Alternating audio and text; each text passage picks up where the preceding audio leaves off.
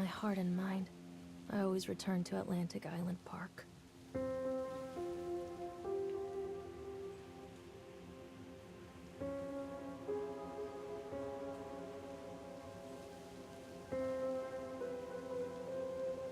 Where's Mr. Bear? I haven't seen Mr. Bear, Callum.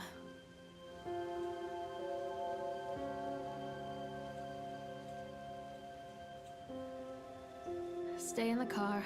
We'll go and ask information.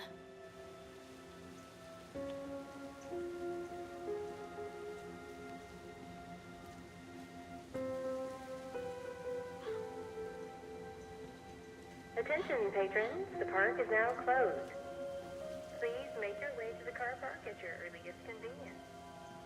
Employees prepare the park for shutdown. Callum was born the day this place opened.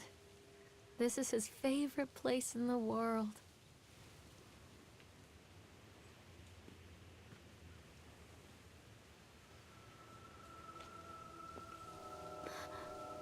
What?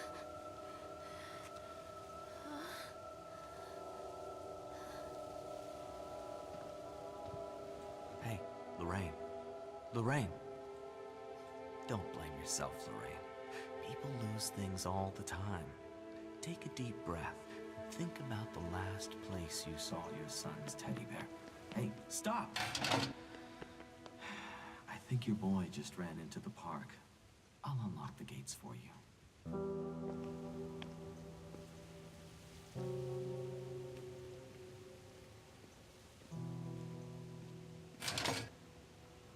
Callum, I told you to wait in the car. Over here!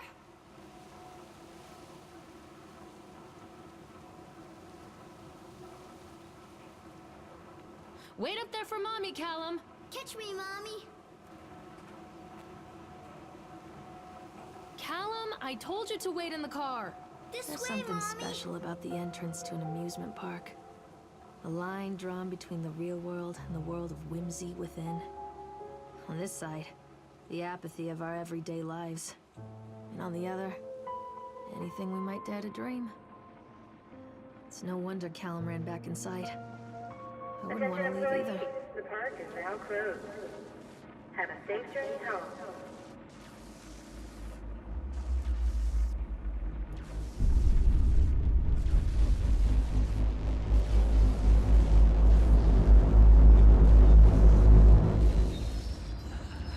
Wait up there for Mommy, Callum. This way!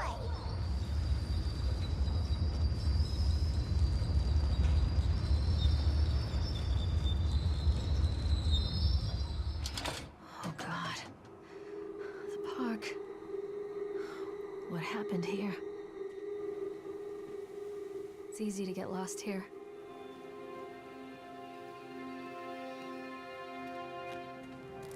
You can't catch me.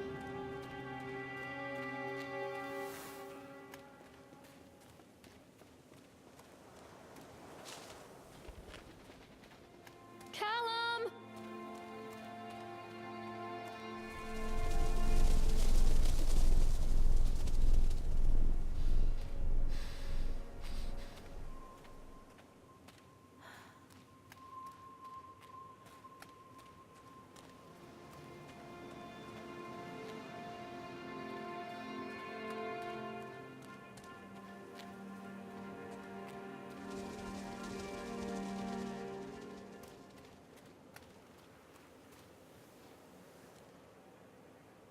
I think this belongs to Callum.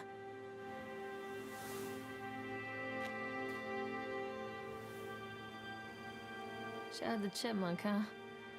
Just a drunk guy in a suit.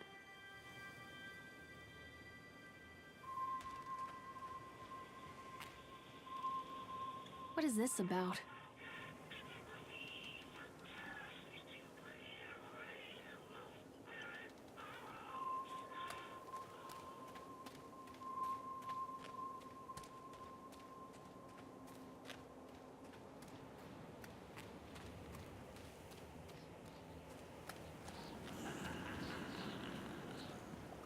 Callum, stay where you are! Callum, stay where you are!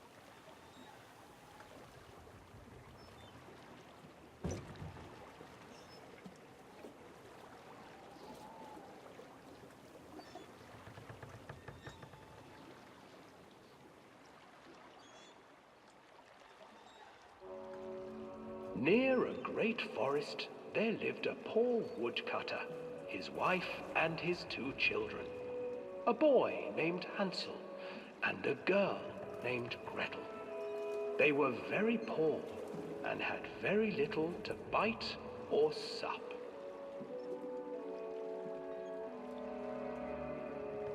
"What will become of us?" the woodcutter asked his wife one night. "I tell you what, husband, we will take the children into the thickest part of the forest tomorrow and abandon them there." "No, my wife, I cannot do that," said the man. "Then we will all 4 starve, you fool." Hansel and Gretel overheard their parents talking, and Gretel began to weep. "Do not fret, Gretel," Hansel said. He crept out of the hut and gathered white stones from the ground to fill his pockets.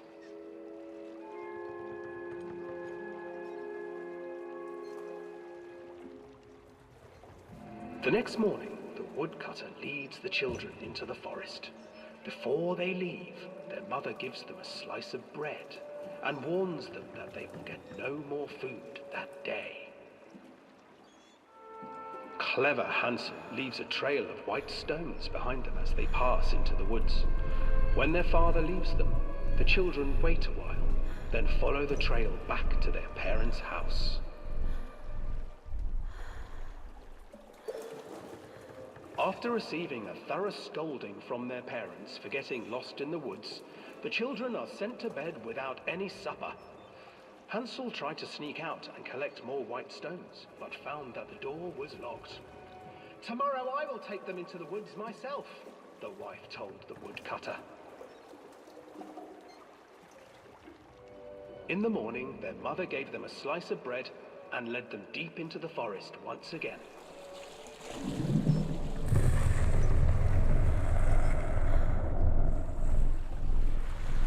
Hansel broke his bread into pieces and left a trail of breadcrumbs to lead them safely home. But hungry-eyed birds snatched up the breadcrumbs and his trail was destroyed.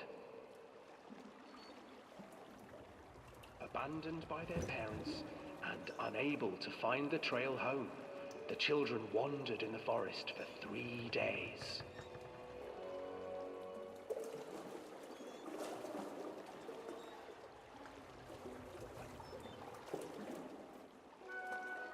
The children stumbled into a clearing with an exceedingly strange house.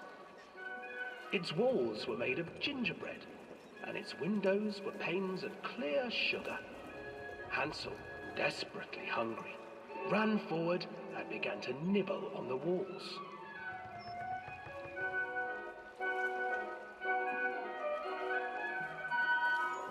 "Nibble, nibble, little mouse. Who is nibbling at my house?"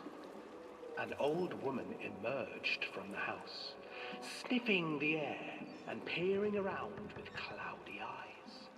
"Oh, you dear children, who brought you here? Just come in and stay with me. No harm will come to you." But Hansel and Gretel stayed back, for the old woman reminded them of their cruel mother. "Come, children, don't be afraid. I have something for you." The old woman offered them 2 enormous lollipops. The children took them and began to eat. "You see, nothing to fear here. Come inside," the old woman urged, and the children, still licking their sweets, followed.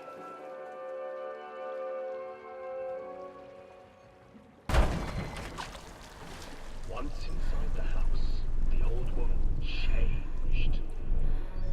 She stuffed Hansel into a cage and put Gretel to work, sweeping and cleaning her hut.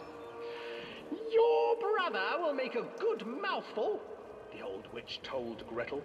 "Once he is fattened up, I shall feast upon him."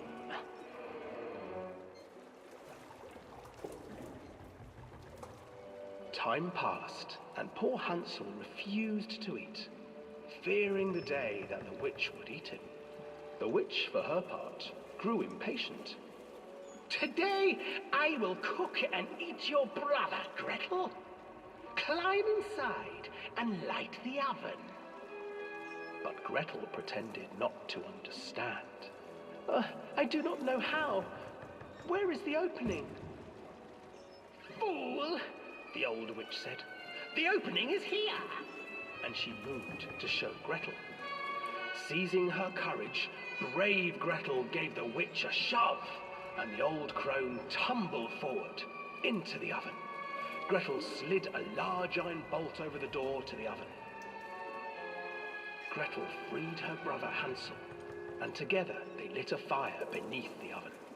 And though she screamed and begged, the children sat by the oven until her screams had stilled, and the witch was cooked. And then, because even children can't survive on sweets, they divided up the body of the old witch and ate her.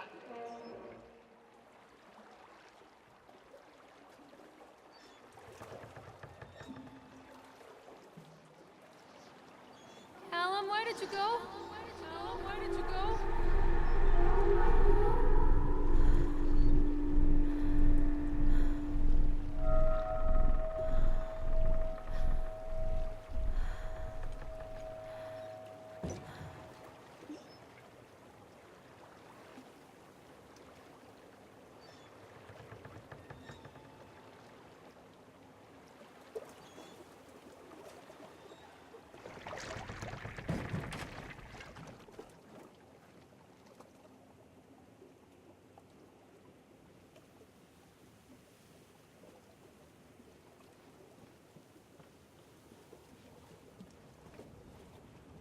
Hansel and Gretel. I used to read it to Callum when the electricity was shut off. Those poor children. The whole world against them. The forest, the birds, the old witch, even their own parents. I used to imagine that Callum and I were the kids in that story. Not mother and son, but brother and sister, hand in hand against the unkind world. We were always hungry, looking for our own house made of candy. Looking for the sweetness that could take the pain away. Hunger leads people to desperate, terrible places where the tree branches reach like claws.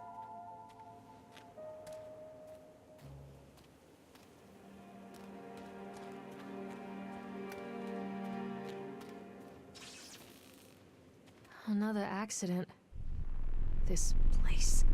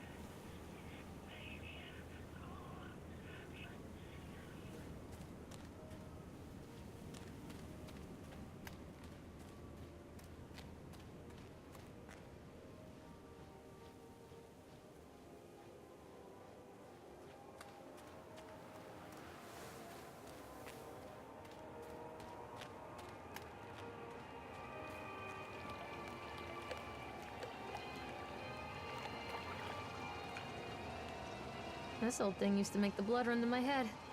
Make me dizzy.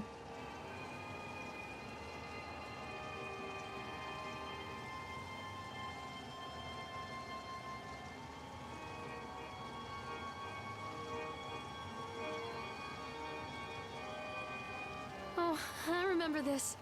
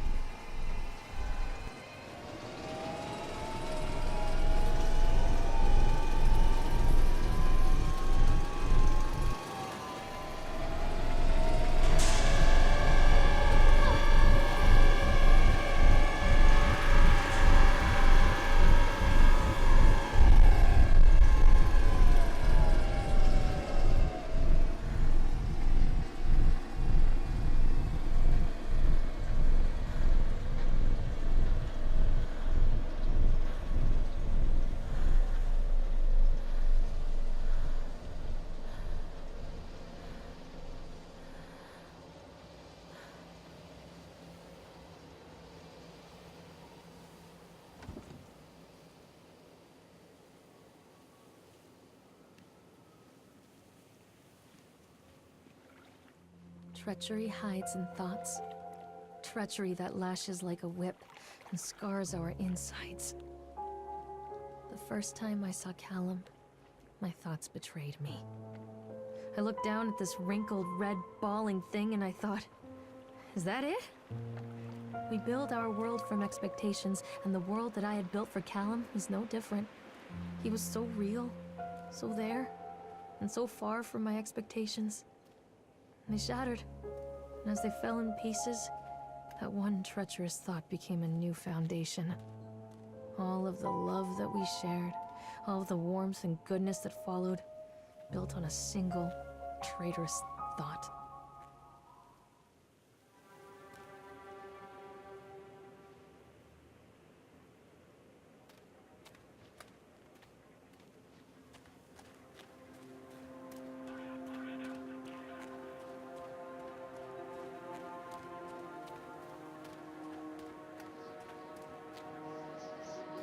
Constant crashes and 80s music. I guess it floats someone's boat.